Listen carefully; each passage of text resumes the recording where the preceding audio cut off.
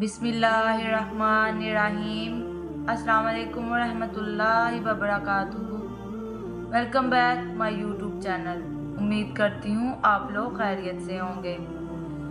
उक़बा ने अबू अय्याब बिन अजीज़ की लड़की से निकाह किया तो उनके पास एक औरत आई, कहने लगी कि मैंने उक़बा को और जिससे इसका निकाह हुआ है उसको दूध पिलाया है, ना तो तूने कभी मुझे बताया। ये सुनकर उक़बा ने कहा, मुझे नहीं मालूम कि तूने मुझे दूध पिलाया है।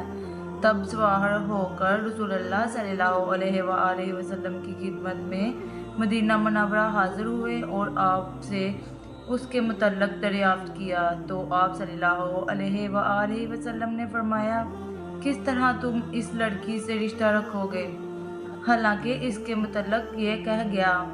तब उक़बा बिन हारिस ने इस लड़की को छोड़ दिया, इसने दूसरा ख़ावंद कर लिया। सही बुखारी हदीस नंबर 87। हज़रत उमर से रवायत है कि मैं और मेरा एक अंसारी पड़ोसी दोनों अतराफ मदीना के एक गांव बनी उमैया बिन ज़ैद में रहते थे, जो मदीना के पूरब की तरफ बुलंद गांव में से है। हम दोनों बारी बारी हुज़ूर करीम सल्लल्लाहु अलैहि वसल्लम की खिदमत में हाजिर हुआ करते थे। एक दिन वो आता, एक दिन मैं आता। जिस दिन मैं आता उस दिन की वही की और रसूलुल्लाह सल्लल्लाहु अलैहि वसल्लम की फरमूद दीगर बातों की इसको खबर दे देता था, और जब वो आता तो वो भी उसी तरह करता। तो एक दिन वो मेरा अंसारी साथी अपनी बारी के रोज़ हाजिर खिदमत हुआ। जब वापस आया तो उसने मेरा दरवाज़ा बहुत ज़ोर से खटकाया और मेरे बारे में पूछा कि क्या उमर यहाँ है। मैं घबरा कर उसके पास आया। वो कहने लगा, एक बड़ा मामला पेश आया है, यानी रसूलुल्लाह सल्लल्लाहु अलैहि वसल्लम ने अपनी बीवियों को तलाक दे दी है। फिर मैंने अपनी बेटी हफ्ज़ा के पास गया, वो रो रही थी। मैंने पूछा, क्या तुम्हें रसूलुल्लाह सल्लल्लाहु अलैहि वसल्लम ने तलाक दे दी है? मैं नहीं जानती।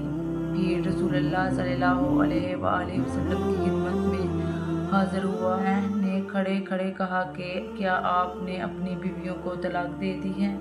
आप सल्लल्लाहु अलैहि वसल्लम ने फरमाया, नहीं, ये अफ़वाह गलत है। तब तअज्जुब से कहा, अल्लाह अकबर, अल्लाह बहुत बड़ा है। सही बुखारी हदीस नंबर 89। एक शख्स हमाज़ बिन अबी कैब ने रसूलुल्लाह सल्लल्लाहु अलैहि वसल्लम की खिदमत में आकर अर्ज़ किया, या रसूलल्लाह, फ़लाँ शख्स मुआज़ बिन जबल लंबी नमाज पढ़ते हैं, इसलिए मैं जमात की नमाज में शिरक नहीं हो सकता, क्योंकि मैं दिन भर ऊँट चराने की वजह से रात को थक कर चकनाचूर हो जाता हूँ और तौलिया रात सुनने की ताकत नहीं रखता। अबू मसूद रावी कहते हैं कि इस दिन से ज़्यादा मैंने कभी रसूलुल्लाह सल्लल्लाहु अलैहि वसल्लम को वज़ा के दौरान इतना गज़बनाक नहीं देखा।